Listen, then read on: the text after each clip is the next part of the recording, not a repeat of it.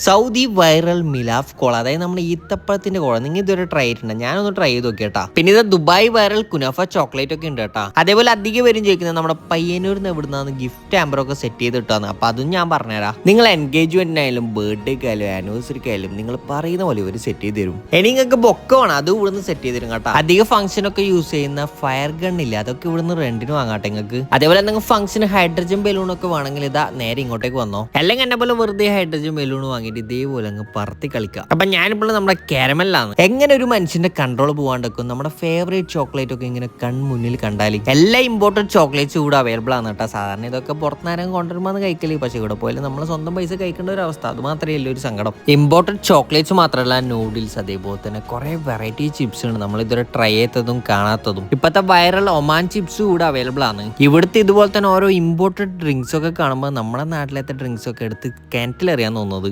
Quality സാധനം കഴിക്കണമെങ്കിൽ imported item തന്നെ കഴിക്കേണ്ട അവസ്ഥയായി. പിന്നെ നിങ്ങൾ ഏത് ഫംഗ്ഷൻ ആയാലും അത് ചെറുതായിക്കോട്ടെ വലുതായിക്കോട്ടെ അതിനുള്ള എല്ലാ ഐറ്റംസും നിങ്ങൾക്ക് ഇവിടെ പോയാൽ കിട്ടും കേട്ടോ. അപ്പൊ എന്ത് പരിപാടി നടക്കുമ്പോൾ ഈ ഒരു ഷോപ്പിന്റെ കാര്യം ഓർത്തോ, എല്ലാ ഐറ്റംസും ഇവിടെ ഉണ്ട്. പിന്നെ ഇതിനൊക്കെ ഫ്ലാറ്റ് 50% ഓഫ് ഉണ്ട് കേട്ടോ. പിന്നെ ഇത് കുട്ടികൾക്കൊക്കെ ഗിഫ്റ്റ് കൊടുക്കാൻ പറ്റിയ നല്ല ക്യൂട്ട് ഐറ്റംസിന്റെ കുറെ കളക്ഷൻസ് ഇവിടെ ഉണ്ട്. പിന്നെ ഇവിടെ പോയാൽ നിങ്ങൾക്ക് ഇതുപോലെ തന്നെ ചോക്ലേറ്റ്സ്, ഡ്രൈ ഫ്രൂട്ട്സ് ഒക്കെ കിട്ടും. അപ്പൊ സ്പോട്ട് നമ്മുടെ പയ്യന്നൂർ ഷോപ്റ്റിക്സിന്റെ അടുത്തില്ലേ കാരമലാണ്. അപ്പൊ കാരമൽ അറിയുന്നവർ ഈ വീഡിയോ താഴെ കമന്റ് ചെയ്യാൻ അറിയാത്തവരുണ്ടെങ്കിൽ നേരെ വിട്ടോ.